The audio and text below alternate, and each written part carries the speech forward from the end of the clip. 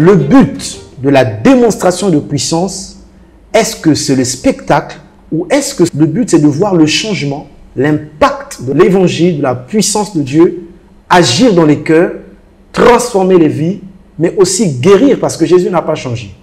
Quel constat faites-vous, papa, et que pouvez-vous dire par rapport à cette réalité? Vous savez que je me souviens encore d'un serviteur de Dieu, Quinoa. Bon, je n'ai pas eu des rapports avec lui, je l'ai suivi à la télévision. Il frappait les vestes sur les gens et les gens tombaient. Et qu'est-ce qu'il disait? Est-ce que yo, kokokanga yo, hein, quand tu frappes la veste sur toi, quand tu résistes, tu ne tombes pas. Il prend une position, il frappe encore, tu ne tombes pas, bon, et puis tu tombes. Il dit alors, bon,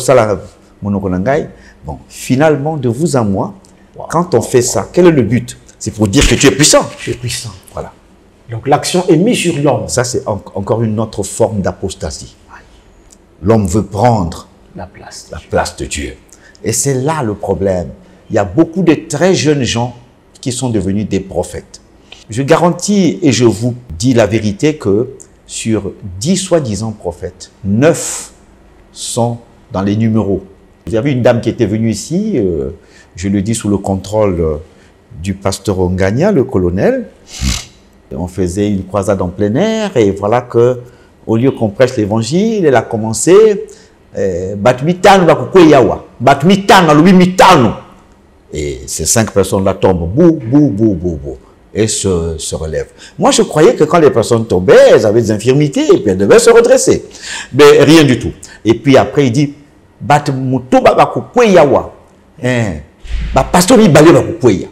je dis, voilà le diable.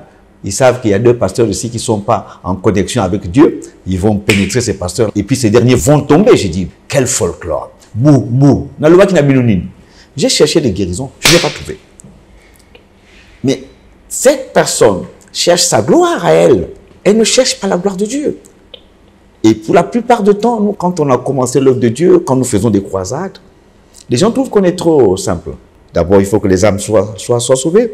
Deuxièmement, il faut qu'elles voient Christ. Amen. Christ a dit la nourriture réservée aux petits-enfants. Donc, effectivement, quand ces personnes sont sauvées, ils deviennent des petits-enfants. Ils ont le droit à la guérison, les prémices du royaume des cieux, à ce que leur cœur désire. Et Dieu agit toujours. Amen. Dieu voit le cœur, il guérit. J'ai fait des croisades où j'ai vu des personnes, des sourds entendre. À la fin, je dis toujours, il faut éviter les problèmes avec Dieu. Dieu n'aime pas un homme qui prend sa gloire. À la fin, je dis, n'allez pas dire à la cité que Célestin est en train de faire des miracles. Hein. Même moi-même, c'est Jésus qui m'avait guéri d'insuffisance cardiaque. N'allez pas mentir à mon nom. Qui vous a guéri, c'est Jésus qui nous a guéri. Allez en paix, accrochez-vous à ce Jésus et vous verrez sa gloire tout le long de votre vie. Ça, c'est ce qu'on a besoin aujourd'hui. Mais aujourd'hui, ce n'est plus ça. Quand il passe, déjà, il faut que les gens fassent un protocole pour lui, des gardes-corps à côté. Mais c'est du folklore. Ça, les gens m'en voudront sur ça. Je n'aurai pas ma langue dans la poche. Amen. Mais ce qui est vrai, c'est que les gens cherchent plus leur gloire que la gloire du Seigneur. Et Dieu est jaloux des personnes qui prennent sa gloire.